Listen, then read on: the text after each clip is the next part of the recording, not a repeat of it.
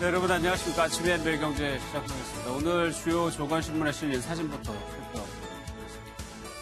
연일 무더위가 계속되고 있습니다. 뭘 해도 더운 상황입니다. 어제 서울의 최고 기온이요. 기상관측 111년 만에 기온을 잰 이후로 가장 높았다는 얘기입니다. 39.6도를 기록했습니다. 이 사진은 서울 성동구의 한 공원에서 시민들이 온도계 아래에서 더위를 피하고 있는 모습입니다. 다음 사진입니다. 김병준 자유한국당 비대위원장이 어제 처음으로 민생 현장 행보를 시작했습니다. 김병준 위원장과 비대위원들은 세 계조로 나눠서 새벽 시간에 대중교통으로 이동하면서 시민들의 목소리를 직접 들었습니다. 시내버스 안에서 시민들과 이야기를 나누고 있는 김병준 위원장의 모습입니다. 다음 사진입니다. 멕시코에서 여객기가 추락을 했습니다. 그런데 탑승 인원 101명 전원이 생존했습니다. 연기를 내고 있는 모습인데 승객과 승무원 등 총 101명이 타고 있었는데 사망자는 없었고요. 중상자 12명을 포함해서 80여 명이 다쳤습니다. 공항 운영업체는 우박을 동반한 폭풍이 몰아치면서 악천후 때문에 여객기가 추락했다고 밝히고 있습니다. 다음 사진입니다. 김명수 대법원장의 사진인데 지금 김명수 대법원장 뒤에는 양승태 전 대법원장의 모습이 걸려 있습니다. 김 대법원장 뒤편으로 사법행정권 남용 논란에 휩싸인 양승태 전 대법원장의 초상화가 전임의 그늘에서 헤매는 김명수 대법원장 이런 제목을 뽑았습니다. 만평도 보겠습니다. 더위 관련 만평인데 41도 계속해서 지금 서울의 낮 최고 기온이 기록을 경신하고 있는 상황입니다. 뒤에서 자세하게 좀 살펴보도록 하고요. 오늘 함께 하실 네 분 좀 소개해드리겠습니다. 윤영걸 전 매경닷컴 대표, 이상일 건국대 행정대학원 특임교수, 김윤철 경희대 교수, 강신업 변호사 나오셨습니다. 어서 오십시오. 네. 덥습니다. 그런데 이 더운 게 문제가 더운 걸로 끝나는 게 아니고 경제까지도 영향을 미칠 거라는 지금 암울한 전망이 나오고 있습니다. 서울이 39.6도, 홍천이 41도, 기상관측 이래 가장 더운 날이었습니다. 폭염에 시금치와 배춧값이 오르고 있는 상황인데 추석 물가까지 덮치는 거 아니냐라는 얘기가 있습니다. 이게 날씨가 영향을 많이 경제까지도 미치는군요. 그렇죠. 날씨가 지금 농작물이 다 타버렸으니까요. 생산이 안 되는 거. 지금 남는 거는 저 애호박밖에 없답니다. 지금 170톤을 다 갈아엎을 정도로 그거는 전국으로 동시에 생산이 돼서 과잉이고 나머지는 다 뭐 형편없이 작황이 없는 거죠. 그리고 올해 추석이 이제 9월 말이니까 올해 추석이 딴 때보다 빠르거든요. 그러니까 추석 물가를 앞두고 상당히 오를 가능성이 많은 거죠. 그래서 가뜩이나 지금 최저임금제라는 게 사실 임금이 오른 거 아닙니까? 그것 때문에도 물가 인상 압박이 있어요. 거기다가 농작물까지 안 되면은 더 지금 노량진 수산시장이나 이런 데는 아예 생선을 얼음 재이는 거 그걸 포기했다잖아요. 파는 거를. 아, 하나만 하니까요. 그렇죠. 그럴 정도로 지금 심각하니까 어떻게 보면 지금까지는 물가가 올해 들어서 누적 물가가 1.4%니까 아직까지는 괜찮아요. 근데 이제 최저임금제하고 연쇄적으로 작용을 하면 경제가 상당히 나빠질 가능성이 상당히 있는 거죠. 그래서 정부에서도 지금 망설이는데 특별 재난 지역을 전국을 빨리 저는 해야 된다고 봐요. 그래서 좀 농어민이라든지 이런 쪽을 좀 도와주고 에어컨도 조금 많이 좀 틀 수 있게 하루 10시간씩 스탠드형을 틀으면 15만 원 정도 나온다잖아요. 근데 누진제로 하니까 일반 시민들이 잘 못 틀어요. 그걸 있는 사람한테 특혜라고 지금 반대하는데 그런 거 하지 말고 빨리 특별 재난지역 전국을 해서 누진제도 한시적으로 좀 없애고 농어민이나 소외계층이라 이런데 어렵게 사는 사람들 좀 빨리 도와주고 해야지 정부가 지금 이 더위에 너무 팔짱만 놓고 있는 거 아니냐. 그래서 정부한테 좀 대책을 좀 촉구합니다. 알겠습니다. 구체적으로 좀 내용을 한번 볼까요? 보름 사이에 배추값이 37%, 토마토가 34%나 올랐습니다. 수박도 28.8% 올랐고요. 7월 중순 이후부터 이어진 폭염 때문에 채소와 과일 작황이 악화되고 있습니다. 무, 시금치, 수박 가격은 급등하고 과잉 생산됐던 애호박 등은 급락을 하고 있습니다. 정부가 비축 물량 방출에 나서고 있는데, 그러니까 이런 폭염, 재난 수준의 폭염이 처음이어서 그런가요? 사실은 뭐 1994년에도 예. 폭염이 있었습니다. 그때 서울의 온도가 38.6도 이쯤 됐는데 이 폭염이 뭐 주기적으로 올 수도 있는데 그동안에 정부가 이 관리를 어떻게 해왔는지 예. 현 정부도 좀 과거의 사례를 좀 찾아보고 올해 폭염은 오늘 중앙일보 만평을 보면 에드바르 뭉크의 그 절규를 그러네요. 연상케 하는 저 네. 만평인데 정말 아마 온 국민이 아마 저런 표정을 질 것 같아요. 그런데 지금 그로 인해서 이미 말씀하셨지만 각종 채소류, 과일류 값이 오른 데다가 이미 최저임금 문제로 물가는 상당히 올라 있는 상황입니다. 그래서 추석을 앞두고 정말 서민들 중산층 굉장히 어렵고 또 시원하게 지금 견딜 수밖에 없는데 에어컨 문제 확실히 전기료 누진제 문제도 이미 총리가 예. 뭐 한시적으로라도 어떤 혜택이 필요하다고 했는데 이 문제도 일종의 부자한테만 혜택이 간다 이렇게 생각할 게 아니고 예. 이거는 사실은 전 국민에게 해당하는 거기 때문에 뭐 부자들이 약간 혜택을 받는다고 해서 체감하는 건 사실은 별로거든요. 그러면 서민들한테는 굉장히 크단 말이에요. 그래서 이런 것들을 종합적으로 좀 대책을 강구해야 되겠다. 예. 그리고 차제에 이 기후 변화에 대해서 사실은 이게 우리나라 뭐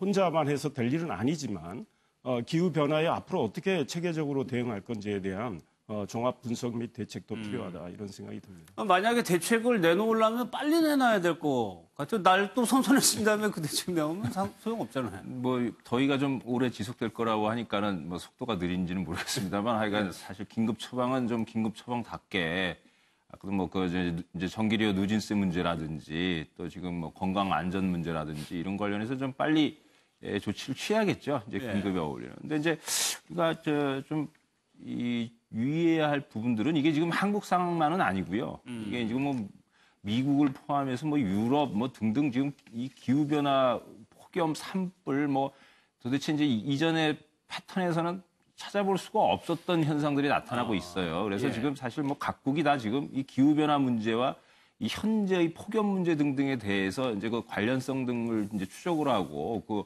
대책을 어떻게 만들 거냐에 대한 되게 중장기적이고 이제 구조적인 접근을 하고 있거든요. 근데 우리는 또 보면은 뭐 언론을 포함해갖고 정부 대책도 그렇고 이제 긴급 처방대로 해야 되지만 또 한편으로는 이제 이 기후 변화가 지금 우리 삶의 양식이라든지 또 어떻게 우리 자본주의 생산 방식의 문제라든지 또 안전 관리의 문제라든지 아주 굉장히 중요한 문제들에 대한 점검들이 잘 안 이루어지고 있습니다. 이게 그냥 정부가 뭐 긴급 처방만 한다고 해서 해결될 문제들이 아니거든요. 특히나 이 문제가 갖고 있는 거 이게 한 1980년대부터 예고가 됐었던 문제였고요. 그래서 또 한편으로는 이게 지금 그 어떤 문제점이 있느냐 이게 도저히 지금 불확실성이라는 거예요. 그러니까 예측 불가능성하고 이 불확실성이 가장 큰 특징이라는 겁니다. 데이터가 없습니다. 그러니까 이 변화가 지금 현재 그 기후 변화에 나타나는 폭염이라든지 산불 이게 어디서 갑자기 나타났는지 모르거든요. 그래서 이런 부분들을 이제 우리가 접근할 때 단순하게 뭐 임금 문제라든지 뭐 등등 뭐 물가 문제라든지 이렇게 이제 그냥 그 경제 문제 차원에서만 접근할 문제는 또 하나 아니다라는 것이죠. 그래서 전반적으로 이거 현재 이 지금 정부가 좀 유의하고 또 우리 국민들도 아셔야 하는 부분들은 지금 이게 기본적으로 우리 문명이나 사회의 전환에 대한 그 시점에 와 있다라는 겁니다. 그래서 좀 크게 보셔야 할 부분들이 있다라고 하는 거죠. 그래서 이 긴급 처방과 함께 좀 더 그런 구조적이고 장기적인 관점에서의 어떤 대책 이런 부분들을 좀 잘 살펴야 된다. 지금 그런 의미에서 보면은 뭐 마지막으로 말씀드리면 뭐 탈원전 원전 대립시키고 또 뭐 이런 식으로 자꾸 하는 그러면서 그 이제 뭐 쓸데없는 좀 이제 현재의 전환을 같이 고민해야 하는 지점에서 자꾸 이상한 논쟁 구도들을 만들거든요. 그래서 이제 이런 부분들에서도 좀 탈피를 해야겠다라는 생각입니다. 알겠습니다. 덥다 보니까 참 신기한 풍경이 많이 좀 벌어지고 있는데 폭염 사망자가 무려 29명에 이릅니다. 메르스 공포가 우리나라를 덮쳤을 때 그때보다 더 넘을 수 있다는 얘기입니다. 동남아 관광객은 한국이 더 덥다라고 얘기를 하고 있는데 이게 생활 풍경이 바뀐 게 사람들이 이제 밖으로 나가면 너무 더우니까 그냥 집에서 뭐 배달시켜 먹고 이런 생활 패턴이 됐다는 겁니다. 네. 그러니까 우리나라도 이제 생활 패턴이 이제 바뀔 수 있는 거죠. 예. 지금 얘기한 것처럼 이제 이것은 일시적인 것이 아니라 구조적인 문제일 수가 있거든요. 앞으로 이제 계속적으로 그렇게 나올 수 있고요. 지금 이제 말씀하신 대로 온열 질환자가 이제 문제인데요. 예. 벌써 7월 말 기준으로 해서 작년에 5월 말부터 9월 달 중순까지 그때 그 사망한 숫자보다도 더 많은 숫자가 이제 발생을 했고요. 예. 그다음에 작년 여름 전체보다 780명이 많은 수가 온열 질환자로 이제 그 질병이 발생했습니다. 그래서 폭염 사망자가 굉장히 많다고 하는 것인데요. 약 30% 정도 늘었다고 합니다. 그래서 지금 얘기하신 것처럼 메르스 때 그 사망자보다도 많다는 거 아니겠습니까? 그래서 이제 앞으로는 이 온열 질환에 의한 사망 그리고 건강 관리 이런 것들이 앞으로 우리가 이제 그 직면하게 됐다 이렇게 얘기할 수 있겠죠. 예. 특검이 김경수 경남도지사의 집무실과 간사를 압수수색했다는 소식인데 앞서 관사 압수수색 영장이 기각돼서 무산됐는데 뭐 다시 집행이 된 것 같습니다. 뭐 뒤에서 좀 자세하게 좀 살펴보겠습니다. 여기 좀 재밌는 인터뷰가 있는데 윤영건 대표님. 네. 사우디아라비아 덥다고 유명한데 사우디아라비아 관광객이 한 말이에요. 우리나라처럼 더운 줄 모르고 휴가를 왔다.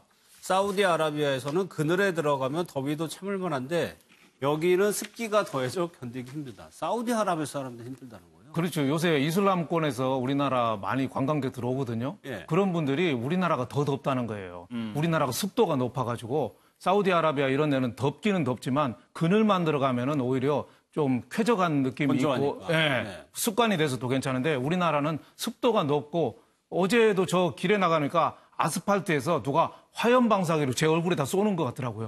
얼굴이 후끈후끈하고 제 딸이 지금 말레이시아 가 있는데 거기가 너무 시원하다는 거예요. 그래서 몇 도냐고 그랬더니 30도라는 거예요. 여가 서울이 39.6도니까 10도 이상 시원한 거예요. 그리고 그 나라는 비교적 그 습도가 좀 조절이 되니까 훨씬 나은 건데 그만큼 우리가 지금 고통스러우니까 아까도 말씀드렸지만 특별재난지역이 왜 필요하냐면 일본 같은 데는 에어컨 마음대로 틀어라 이렇게 얘기하잖아요. 정부가. 그렇죠. 싱가포르도 그렇고. 그렇죠. 좀 틀어라. 우리 우선 살고 봐야지. 근데 우리 지금 살림하는 사람 입장에서 특히 대가족들 부모 모시고 이런 사람들 에어컨 마음대로 틀 수 못 있겠습니까? 틀어요? 이런 거 마음대로 좀 틀으라고 좀 하고 나중에 어떻게 뭐 죽이 되든 밥이 되든 좀 우리 살고 봐야 되잖아요. 지금 폭염 사망자가 29명이나 나왔다는 거는 국가적으로 봐서는 이건 좀 심각한 사태 아닌가 싶습니다. 예, 알겠습니다. 다음 내용은 60대 한국인이 피랍됐다는 소식인데 이 내용은 영상이 좀 있습니다. 그 영상을 좀 보겠습니다. My wife and my children too much headache every day regarding me. Too much have problem. Please, President, help us, please. 저 영상이 공개되면서 이제 피랍 사실이 밝혀졌는데 사실 이 내용은 엠바고라고 해가지고 이제 보도 유예를 요청한 상황이었었어요. 네, 그렇습니다. 정부는 알고는 있었는데 네. 아직 소위 말해서 신중하게 대처를 해야 되기 때문에 보도 유예를 요청을 했는데 현지 언론에서 페이스북을 통해서 저 영상을 공개하고 하니까 이제는 공개로 전환을 했습니다.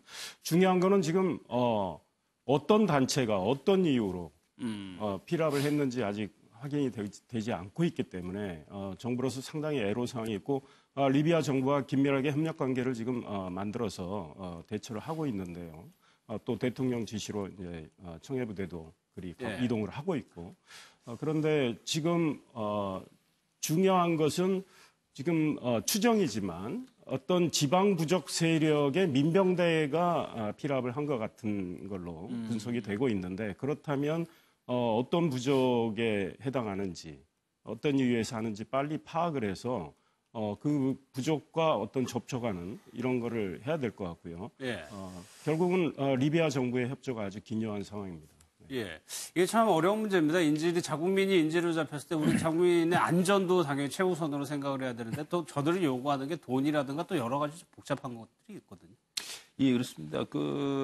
이제 뭐 노무현 정부 때 이제 저 김선일 씨 사건 사례도 있는데요. 뭐 그때야 뭐 종교적인 문제도 엮여 있고 이제 그래가지고 참 해결이 또 더 쉽지가 않았었습니다만 이제 그런 부분, 그런 이제 비극적인 부분들이 또 이제 반복되지 않도록 이제 좀 잘 정부가 이제 대처를 해야 되겠는데 예. 지금 뭐 또 정부 차원에서도 쉽지는 않은 게 이제 현지 이제 부족 간 갈등 문제가 엮여져 있는 거라면 이게 굉장히 이제 어려울 수도 있겠고 또 어쩌면은 이제 지금 아직까지 요구 사항이 나오고 있지 않다 이런 등등도 이게 이제 보면은 어떤 금전적이나 뭐 어떤 뭐 이런 문제라기보다 상당히 이제 좀 다른 성격의 문제일 수도 있겠구나 이런 저 생각이 들어가지고 예. 상당히 좀 우려스럽습니다만 하여간 저 리비아 정부뿐만 아니라 또 이제 그 현재 그 이 괴한이 이제 저 괴한이 속해 있는 그 부족과 이제 좀 영향을 맺을 이제 그 끼칠 수 있는 부족에게과도 이제 접근을 하고 있다고 하니까 좀 한번 잘 해결되기를 또 좀 기대해 보고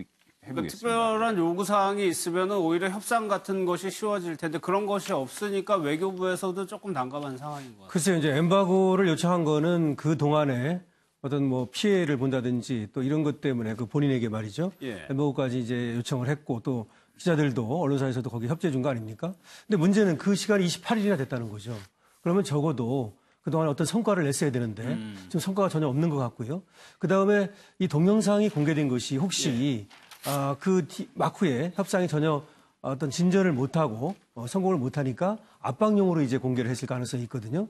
그렇기 때문에 사실은 이 시간이 지난 거에 비해서는 성과가 없는 것 같아서 좀 걱정이 되거든요. 예. 지금부터라도 좀 적극적으로 더 나서야 되지 않을까 싶습니다. 그러니까 지금 피랍된 지가 28일째가 되는 거고 문재인 대통령의 지시에 따라서 합참에서는 신고가 접수된 당일 저녁에 아덴만에서 임무 수행 중인 청해 부대를 인근 해역으로 급파했다는 얘기입니다.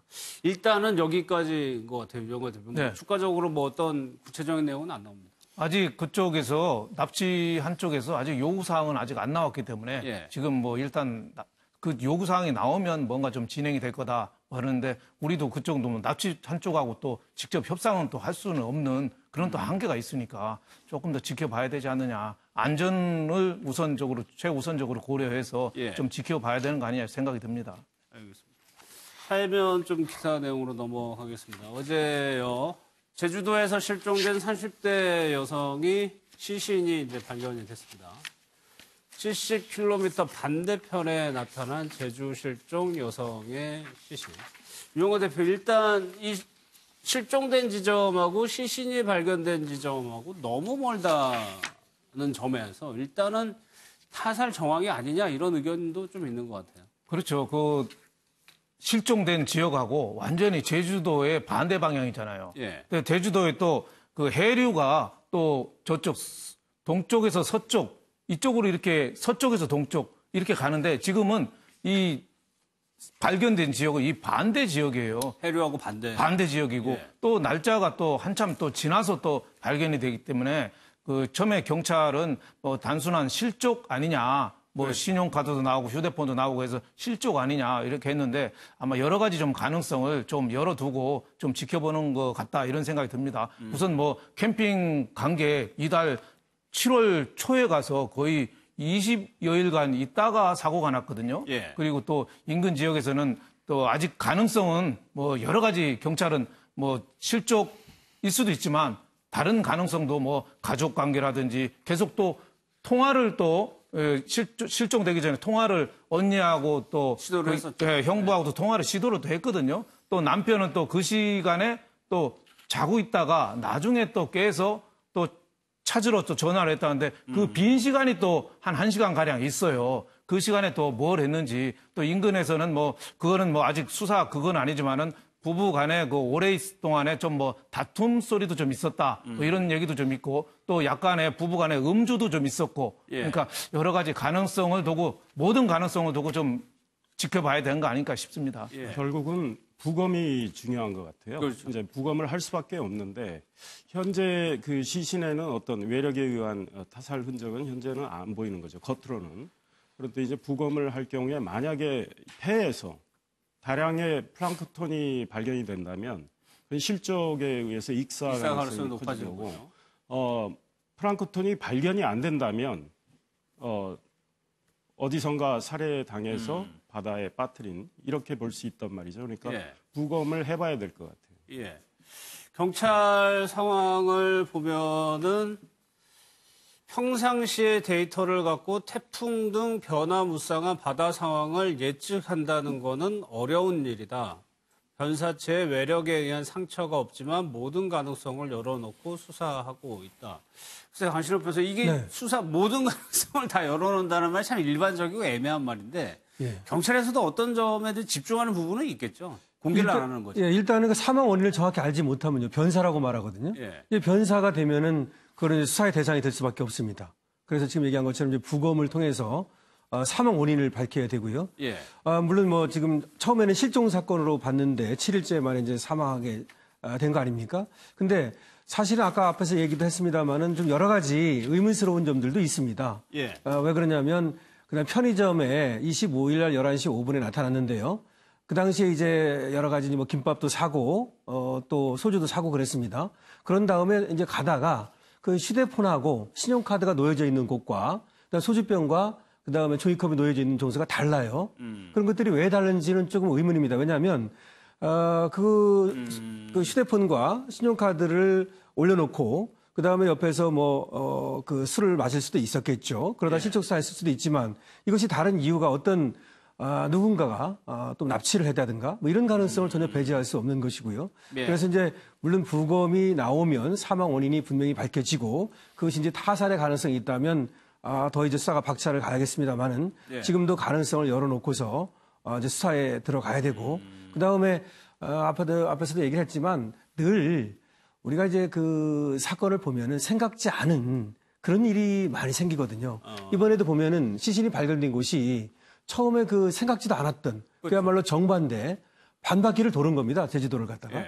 이런 일이 생긴단 말이죠. 그래서 뭐 헬기도 띄우고 드론도 띄우고 그랬지만 발견을 못했었지 않습니까?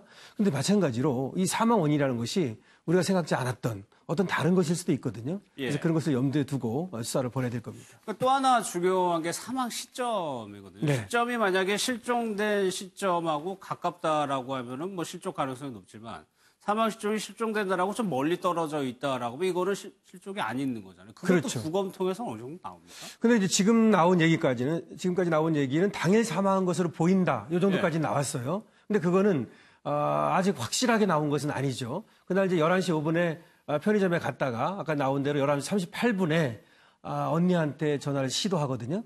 그리고 그 다음에 그 남편이 전화를 걸었던 게 그 다음날 0시 10분입니다. 예. 그럼 한 30분 정도 그 사이에 무슨 일이 벌어진 걸로 보여요. 전화를 안 받았기 때문에. 예. 그렇다면 사망 시간을 이제 그때로 이제 추정할 수 있는데 만약에 부검을 해보니까 사망 시간이 그때가 아니고 그 다음날이더라. 라든지 다른 어떤 것이 밝혀진다면 이거 범죄 가능성. 또 범죄 가능성도 또 있을 수 있는 거죠. 왜냐하면 며칠 동안 납치했다가 가뒀다가 예. 예를 들어서 타살을 해가지고 바다에 나가서 유기했을 가능성 이런 것도 전혀 배제할 수는 없는 거거든요. 예. 사인과 사망 시점이 이 사건을 좀 풀 수 있는 열쇠가 될 것 같습니다. 밑에 기사 보겠습니다. 결국엔 유영건 대표님 이렇게 되나 봐요.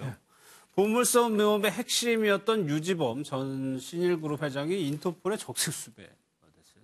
그러니까 한다고 보물선 있다고 거의 한 해 금 생산량보다 더 많은 금이 있다고 해서 그걸 투자금을 모으고 또 싱가포르에서 또 있다는 거 아니에요? 그러니까 어떻게 보면 국제 인터폴에서 좀 수사에 나서서 이런 거 어떻게 보면은 다단계 금융 사기일 가능성도 상당 부분 있는 거죠. 그래서 많은 사람이 지금 돈을 이렇게 뜯겼는데 그건 앞으로도 지난 2003년에 해양수산연구소하고 동아건설 쪽에서 벌써 한번 발견했다는 거를 뒤늦게 옛날 배는 아니고 이게 진짜라고 또 발표를 했거든요. 지금 다시는 또 꼬리를 좀 내리는 그런 형편입니다만 내가 보기엔 여러 가지 정황 증거상 좀 투자금을 모아서 뭔가 큰 건을 좀 벌리려고 한 거 아니냐. 네. 그래서 이런 어떻게 보면 금융 사기에 가까운 이런 거는 정부에서도 수수방관하지 말고 네. 좀 더 직접적으로 좀 수사에 들어가서 이 경기가 나빠지고 세상이 어지러울수록 이런 사기는 갈수록 늘어나거든요. 아, 그런가요? 네.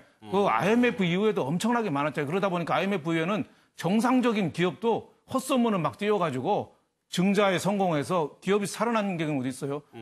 냉각캔이라고 일반 캔을 냉장고 안 넣고 흔들기만 해도 냉장된다고 해서 어느 기업이 그거 갖고 다 망가가는 기업이 그 돈을 끌어모아가지고 기업이 성공한 사례도 있을 정도로 이 누구나 한탕 하고 싶은 욕구가 굉장히 많이 생기거든요. 그래서 저희 이 보물선도 물론 뭐 투자한 사람들이 좀 잘못이죠. 까마귀 노는데 백로가 가지 말자고 하고 하는데 일확천금을 노리고 금괴 찾으려고 한 건 잘못이긴 하지만 이런 범죄가 버젓이 지금 우리 금융당국이나 검찰, 사정당국이 멀리 쳐다보고 있는데 자행되고 있다는 데 큰 문제가 아니냐 이렇게 싶습니다. 그러네요. 이상해서 그 150조라는 터무니없는 금액을 가지고 마치 뭔가 아마 그때 지하에서 찍었다는 영상 하나가 추가로 아마 공개가 그러면서 이제 투자자들을 현혹시키는 네, 그렇습니다. 그리고 뭐 광고도 좀 대대적으로 했던 것 같고. 예. 그러나 이제 이미 말씀하셨지만 과거에 한번 확인했을 때는 그런 것들이 전혀 없었다는 거 아니겠습니까? 그럼에도 불구하고 저렇게 허위 과장 광고를 한 셈이 된 거고요. 그거에 현혹이 돼서 많은 분들이 지금 투자를 했고 또 그쪽은 지금 신종 뭐 기술이라고 할 수 있는 블록체인 기반하는 암호화폐 뭐 이런 형태로 해서 투자금을 또 모으고 있고 그랬는데 결국은 빨리 지금 그 문제의 당사자 빨리 신병을 확보를 해가지고 제대로 수사를 해야 되겠다. 그리고 피해자에 대한 대책. 그러니까 물론 사기를 쳤다고 저는 생각을 하는데 사기를 친 사람이 과연 얼마큼 그 피해자들을 보상을 해줄 수 있을지 몰라도 이것까지 강구가 돼야 되겠다 이런 생각입니다.